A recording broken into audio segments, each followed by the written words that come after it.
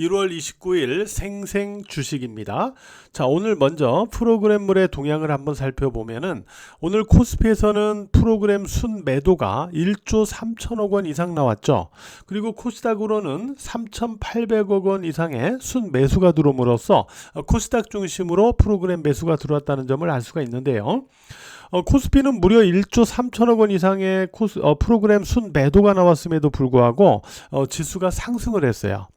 그래서 여기에 따라서 지수는 상승한 게 좋긴 하지만은 이러한 어떤 구조에 따라서 어느 정도 후유증이 있을 가능성도 있거든요. 이런 부분은 우리가 후속 흐름에서 일단 살펴나가 봐야 될 것 같고, 어쨌든 간에 지금의 이런 프로그램물 구조는 코스닥에 유리한 수급 구조를 갖고 있다, 이렇게 우리가 봐야 될 것 같고요.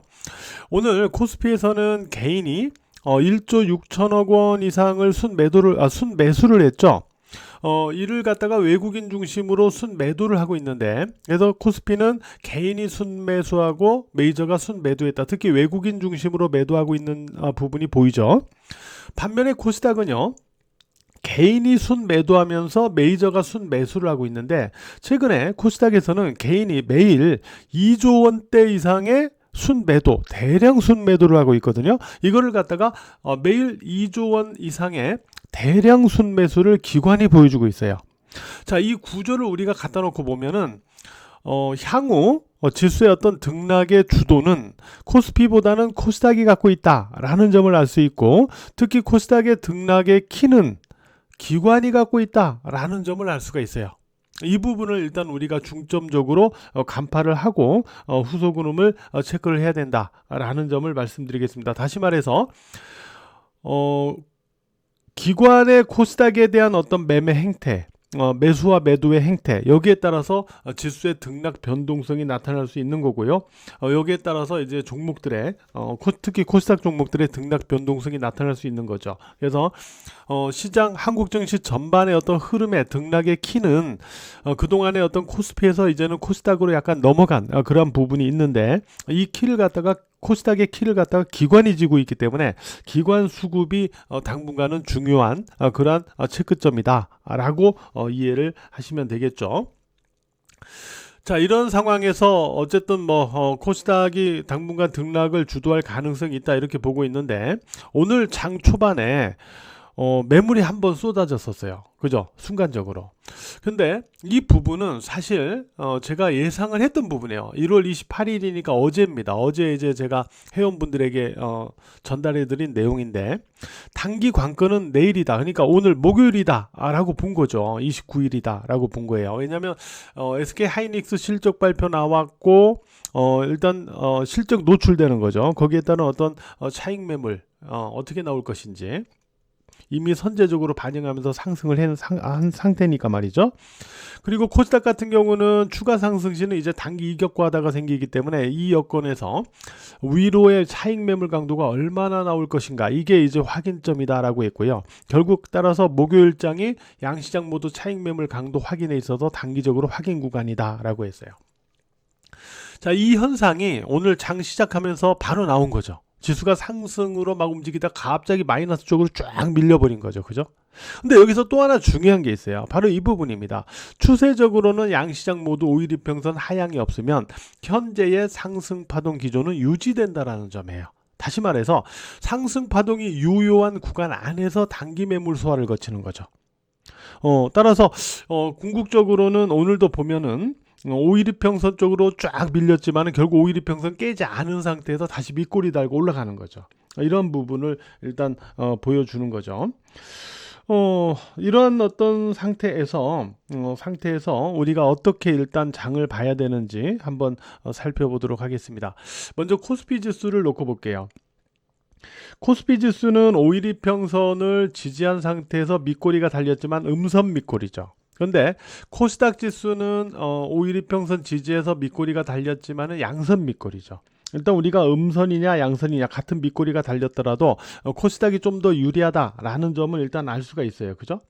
근데 지금 코스피는 앞서 우리가 수급에서도 살펴봤지만은 외국인 매도에 대한 부담이 있거든요. 그죠? 외국인 매도에 대한 부담이 있죠. 언제든지 또 조정 눌림이 나올 수도, 유도될 수도 있는 그런 상황이니까요.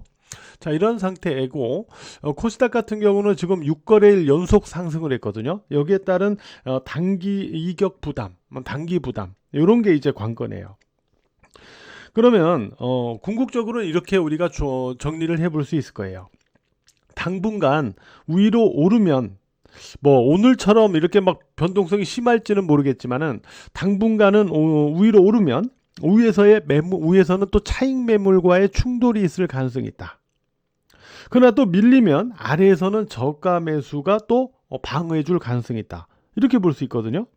그러면 이러한 상황, 그러니까 소위 말해서 위로 올라가면 매물과의 충돌, 아래로 내려가면은 어떤 저가 매수의 방어, 이런 부분이 있는 상태에서는 몇 가지를 체크해야 돼요. 첫 번째, 일단 양시장 모두 5일 이평선을 지지하는 걸 보셔야 돼요. 5일 이평선은 여전히 제가 계속 말씀드려왔지만은 상승 파동이 유효한지를 판가름하는 어떤 기준점이다라고 보시면 되겠죠. 그리고 그 위에서 그러니까 5일 이평선 위에서 오늘같이 이렇게 등락 변동성을 보일 때는 저점과 고점을 높여 나가는 것을 봐야 돼요. 등락 변동성이 있더라도 저점과 고점을 높여 나가거나 또는 저점을 높여 나간다면 아직까지는 괜찮아요. 그러나 만약에 5일 이평선 위에서 저점과 고점이 낮아진다. 저점과 고점이 낮아진다. 이런 형태가 나올 때는 일단 약간 유의를 1차적으로 좀 해봐야 되겠죠. 이런 부분.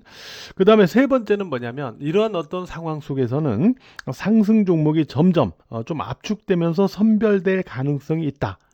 그러니까 이렇게 막 올라갈 때는 다수의 종목들이 올라가는데 점점 코스피는 외국인 매도 부담, 그 다음에 코스닥은 단기적인 이러한 연속 상승에 따른 부담, 이런 부분을 안게 되면은 상승 종목이 나오더라도 상승 종목이 점점 압축 선별되는 그러한 성향이 보통 나타나요. 그래서 이런 부분을 우리가 이러한 상황에서는 염두하면서 봐야 된다. 이렇게 일단 말씀을 드릴 수 있을 것 같습니다. 여전히 코스닥이 중심이고 기관 매수가 또 중심이다. 그래서 기관 매수 종목이 결국 탄력의 중심에 놓여져 있다라고 볼 수가 있어요. 그러니까 지금 제가 이와 같은 상황에서는 코스닥이 주도고 그 다음에 좌우하고 그 다음에 코스닥의 키는 기관이 지고 있고 그 다음에 이런 상황에서는 점점 상승 종목의 압축 선별이 이루어질 수 있다. 이렇게 얘기했는데 그 종목의 핵심 자체가 결국은 기관의 매수 종목이 결국 탄력성의 중심에 있다라고 봐야 되거든요. 오늘도 보면은 기관이 에코프로 BM 이런 게 올라갔죠. 또 말테오젠 뭐 이런 바이오 같은 거, 레인보우 로보틱스 로봇 이런 쪽을 갖다가 매수하는 그런 모습을 보여줬는데 어쨌든 뭐 외국인의 매수도 중요하겠지만은 기관이 어쨌든 수급의 중심에 있는 만큼 기관 매수 종목이 당분간 또 지금 현재는 탄력성의 중심에 있다라는 관점에서 일단 체크를 할 필요가 있지 않느냐 이렇게 생각이 됩니다. 기관 수급 종목들 계속 체크하면서 우리가 가야 되겠다 이렇게 말씀드리는 거죠. 자, 오늘 하루도 매매하시느라고 모두 고생 많으셨습니다.